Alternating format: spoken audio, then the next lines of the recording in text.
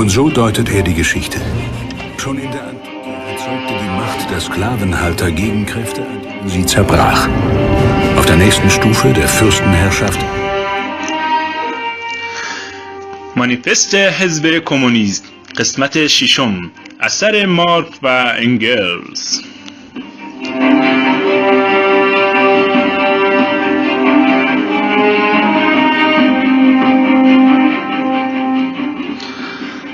همه ایرادهایی را که به شیوه کمونیستی تملک و تولید محصولات مادی میگیرند در مورد شیوه کمونیستی تملک و تولید محصولات کار فکری نیز صادق اعلام می‌دارند. همان گونه که برانداختن مالکیت طبقاتی در نظر بورژوا برانداختن خود تولید می‌نماید، برانداختن فرهنگ طبقاتی نیز در نظرش برانداختن هر گونه فرهنگ جلوه می‌کند.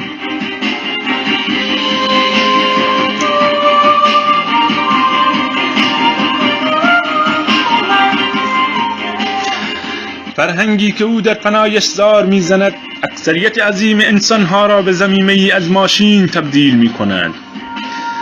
ولی شما که برانداختن مالکیت بورژوازی را با معیار مفاهیم بورژوایی خیش درباره آزادی و فرهنگ و احکام حقوقی و غیره میسنجید، بیهوده با ما به جدل برمی‌انگیزید.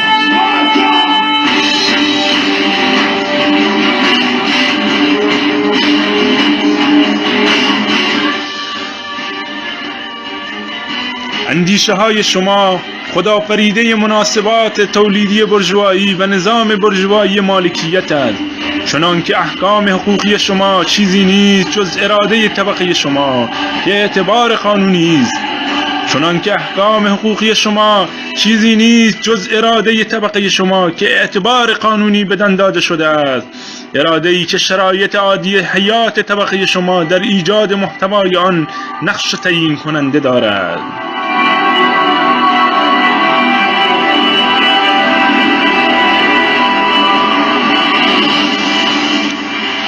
شما در تصور غرض‌آلود خود که وارداتتان می‌سازد تا برای مناسبات تولیدی و نظام مالکیت خیش، یعنی برای مناسباتی که گذرا و در فرایند تکامل تولید دستخوش فنا هستید، اعتبار قوانین جاوید طبیعت و عقل را قائل شوید. آری شما در این زمینه با تمام طبقاتی که پیش از شما فرمان روا بودند و اکنون نابود شده‌اند نظر واحدی دارید.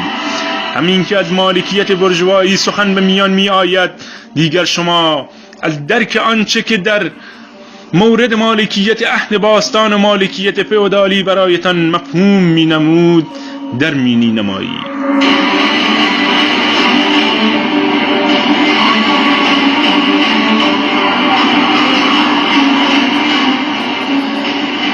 برانداختن بنیاد خانواده، حتی دو آتش ترین رادیکال ها نیز از این قصد پلید کمونیستی ها ابراز خشم می کنند.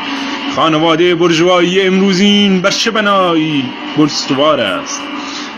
بر بنیاد سرمایه و نفع خصوصی. خانواده به شکل کامل خود فقط برای بورژوازی وجود دارد، ولی مکمل آن فروپاشی جبری بنیاد خانواده پولتل ها و فحشاء عمومی است. خانواده بورژوایی با از میان رفتن این مکمل خود به طور طبیعی از میان می رود و هر دوی آنها با زوال سرمایه زوال می پذیرند.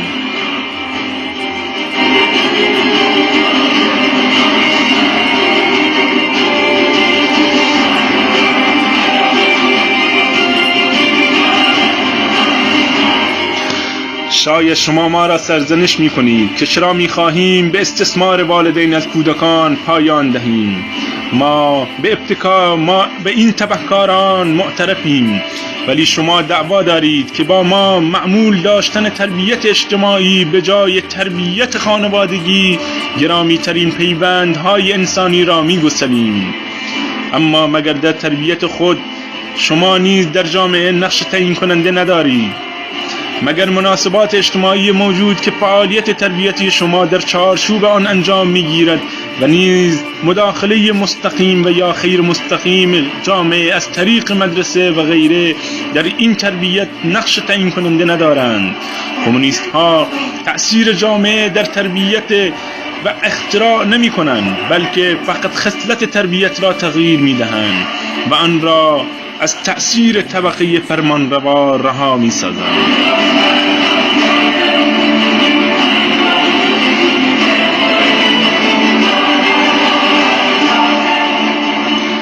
هر اندازه که با پیشرفت صنایع بزرگ و رشته‌های خانواده پرولتال‌ها بیشتر از هم می‌گسلد و کودکان بیشتر به اقلام ساده خرید و فروش و ابزار کار بدل می‌گردند، سخن‌آرایی بورژوایی درباره خانواده و تربیت و درباره رشته‌های محبت میان والدین و کودکان تهوع‌آورتر می‌شود.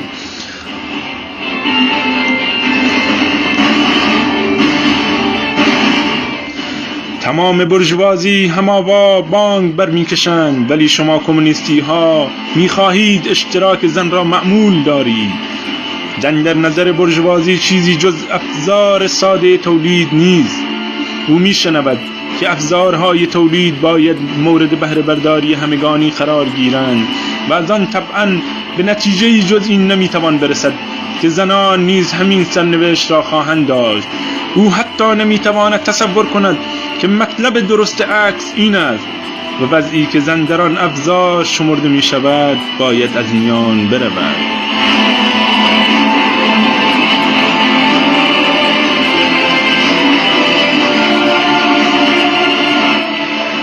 وانگهی چیزی مضحک‌تر از این نیست که می بینیم بورژوازی ها ما در قبال این مطلبی که گویا کمونیست ها قصد اشتراکی کردن رسمی زن را داریم دهشت عمیقاً اخلاقی از خود نشان می‌دهند.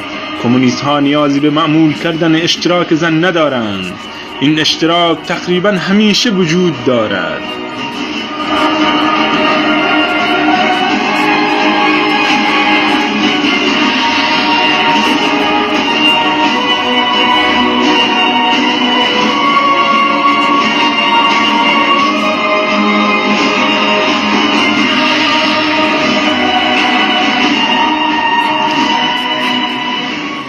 بورژواهای ما به داشتن زنان و دختران کارگران خود در اختیار خیش و به طریق اولی به فحشای رسمی میپسنده نمی کنند و از به دام کشاندن زنهای یکدیگر نیز حظ خاص میبرند.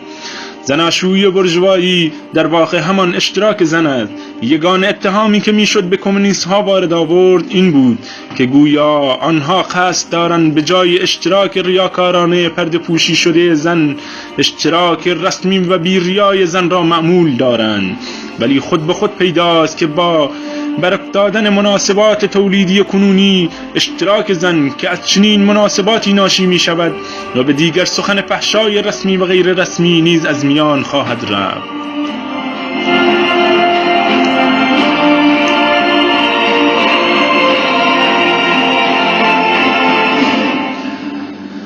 سپس کمونیست ها را سرزنش می کنند که گویا می خواهند میهن و ملیت را براندازند. کارگران میهن ندارند و آنچه را که ندارند نمیتوانند از آنان باز ستانند. از آنجا که پرولتاریا بیش از هر چیز باید تسلط سیاسی به دست آورد و به مقام طبقه ملی ارتقا یابد، یعنی خود به یک ملت بدل گردد، یعنی خود به یک ملت بدل گردند، اجالتا هنوز ملی است، ولی به هیچ وجه نه بدان مفهومی که بورژوازی از این واژه در می‌یابد. به تکامل بورژوازی، با آزادی بازرگانی، با پیدایش بازار جهان و با یکسان شدن تولید صنعتی و شرایط زندگی ناشی از آن، مرزبندی‌های ملی و تناقضات ملی میان خلق‌ها بیش از پیش از میان می‌رود. Auch in den deutschen Landen gehen die Untertanen auf die Barrikaden.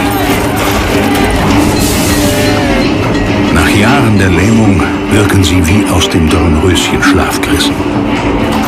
Sie fordern Freiheit, Demokratie und ein geeintes Land.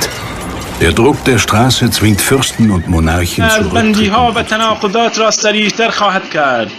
وحدت عمل پروتالیا دست کم در کشورهای متمدن یکی از نخستین شرایط آزادی پروتالیا با از میان رفتن استثمار یک انسان به دست انسان دیگر، استثمار یک ملت به دست یک ملت دیگر نیز از میان خواهد رفت.